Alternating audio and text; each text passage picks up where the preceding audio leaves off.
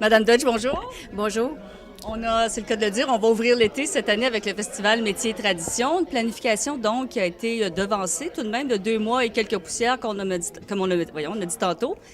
C'est pas négligeable. Comment vous avez fait dans votre planification? On est habitué de toute façon de travailler sous pression puis sous roche. Là. Ça n'a pas changé grand-chose dans nos opérations. Puis on travaillait aussi avec l'idée qu'on allait améliorer un petit peu la situation. Le fait d'ouvrir la saison culturelle à Longueuil plutôt que la fermer puis de la clore, je pense déjà ce changement-là, ça fait longtemps que je l'anticipais, ça fait longtemps que je le voulais, que je le demandais également à la Ville. Et là, la présentation s'est faite, l'accord de la Ville s'est fait également. Alors, il restait juste à dire oui. C'est sûr que ça s'est fait un peu tard, que c'était difficile de rattraper un petit peu les... Mais tout est possible encore, là. Et on a aussi la certitude d'avoir fait un changement pour le mieux. Alors, le fait aussi qu'on était à la fin de l'année, tout le temps à la fin de semaine, la fête du travail, c'est sûr que ça nous donnait 3 jours fériés. C'est intéressant, mais 3 jours fériés, ça permet aussi à une clientèle, peut-être qu'il y avait une clientèle là qui nous échappait, des gens qui quittent justement Longueuil ou qui quittent les environs pour aller ailleurs. Et la clientèle qui nous échappait surtout, c'est la clientèle scolaire. On n'a jamais eu la chance d'avoir cette clientèle-là à notre festival et c'est quelque chose qui, depuis plusieurs années, s'initie, la place que les enfants prennent dans notre festival. Donc, c'est quelque chose que je voulais amener, moi. On parle tout le temps de la passation des savoir-faire. Bien, ça se fait à un jeune public, ça se fait aux enfants. Donc, cette clientèle-là était primordiale pour nous. Alors, le vendredi leur est totalement dédié cette année. C'est une première, évidemment, d'avoir les enfants en priorité pour une journée complète. À ce moment-là, on va tout de suite passer à M. Girard. Hugo Girard, qui est le nouveau porte-parole pour l'édition 2013. Hugo Girard, et on le voit bien, est l'homme fort de la situation, mais aussi papa. Et le festival tombe en plus avec bonheur au même moment que la Fête des Pères. Pour vous, M. Girard, qu'est-ce que ça représente, tout l'événement, le fait que c'était au moment de la Fête des Pères? Écoutez, pour moi, ce qui est important, c'est que les enfants vivent une expérience qui va être enrichissante. Ça va être enrichissant sur le plan culturel, sur le plan personnel, parce qu'ils vont apprendre des choses qu'ils ne sont pas en contact avec la tradition, puis comment les choses étaient faites auparavant. Donc, on voit le produit final, on l'utilise, mais on ne sait pas d'où ça vient, puis on ne sait pas d'où ça vient vraiment au niveau des origines. Donc, les jeunes vont pouvoir voir vraiment des artisans qui font des choses de leurs mains avec des talents manuels qui sortent de l'ordinaire. Puis, je pense qu'ils vont être vraiment fascinés de voir tout ça. Ainsi que de faire en sorte qu'on va vivre à une autre époque durant un week-end. Il y a beaucoup d'activités qui vont être dédiées aux enfants. Donc, on va pouvoir dire qu'effectivement, ils vont être les petits princes durant cette semaine-là. En étant papa, oui, c'est le fun que ce soit la fête des pères, mais je pense que c'est vraiment le concept familial, le concept au niveau des enfants, où ils ont vraiment leur place. Et par la suite, bien, tout le monde y retrouve leur compte parce qu'on a un paquet d'activités qui vont toucher à la population en général. Donc, ça nous permet de vivre quelque chose qu'on ne retrouve pas ailleurs. Ça nous permet de voir des talents et de découvrir des choses, encore une fois, qu'on n'aura pas la chance de découvrir ailleurs, à moins de se rendre vraiment chez des artisans directement. Et là, c'est au cœur de Longueuil. Donc, écoutez, je pense qu'on a une population environnante qui est très grande.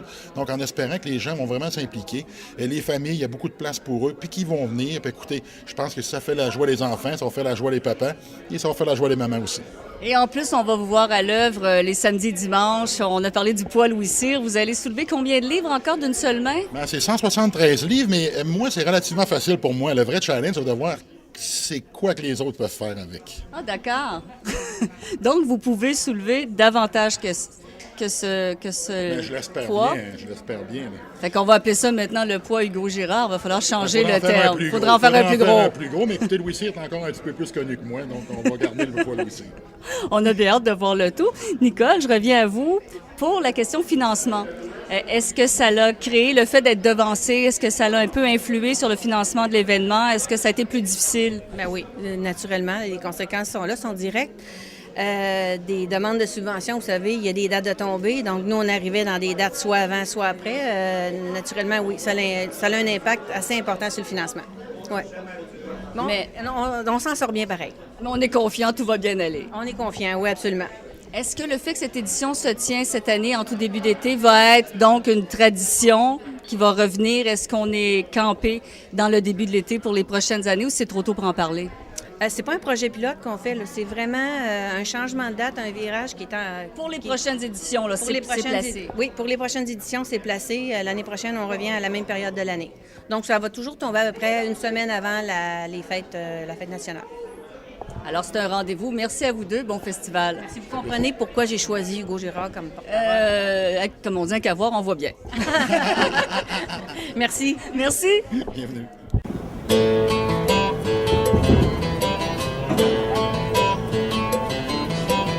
Dans le bois, ça fait une image de moi. Les commissions ils ont été bien véhiculées. Ah oui, hein, c'est ça quand même. J'ai mon tabac, ben Nathan. On va partir. Une chance, ben, hein, quand on est là, nous autres, les charretiers, parce que... Ah ouais, pas de tabac, là, j'aurais eu de la faim, partir dans le bois. Pas de chic. Pas de chier, rien chiqué, là. Hein, t'aurais trouvé le temps long, toi, Ah, la hein? mère aurait trouvé le temps long quand je serais revenu du bois. Elle aurait chicané mon âge.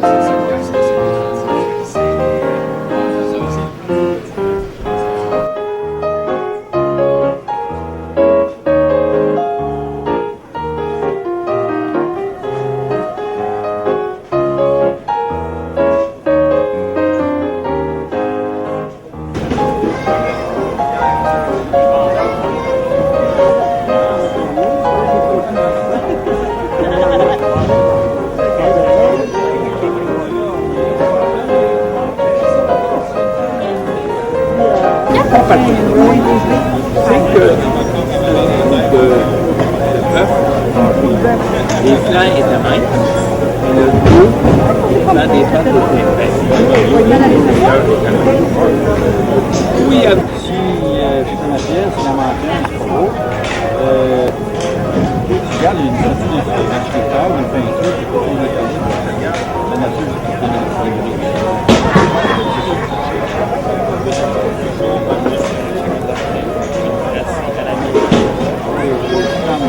trop ici,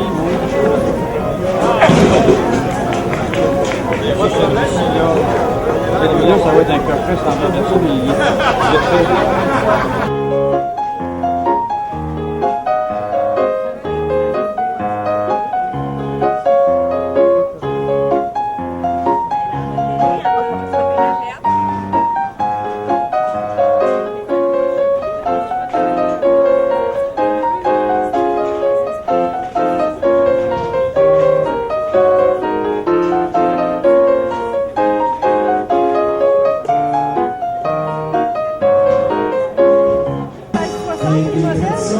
D'abord jusque dans les années 16-60, jusque dans les années... Comme ça, ici, ça s'est porté jusque dans les années 50. Ça s'est porté jusque dans les années 50. Je me rappelle quand j'étais jeune, dans les années 60, vous avez vu des pâtes qui sortent. Au look! Ah, voilà, ben, on va vous montrer comment on faisait à l'époque. Quand on coupe, c'est facile de lin ici. Ouais, il y a peut-être des aiguilles. On va sortir, sort les aiguilles, on va partir. Là, tu vas coudre pas d'aiguilles. Là, il va passer pour un épais. Là, si on regarde ici, là, notre fil, là, tu vois, ça se passe de même.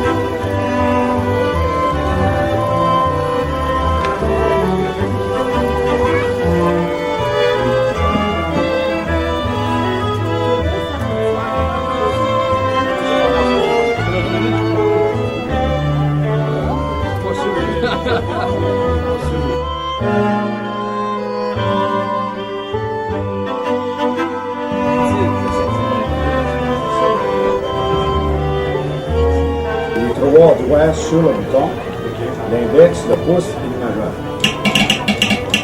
Et c'est le poignet qui fait le mouvement. Pas comme ça, c'est sûr, ça nous fait quand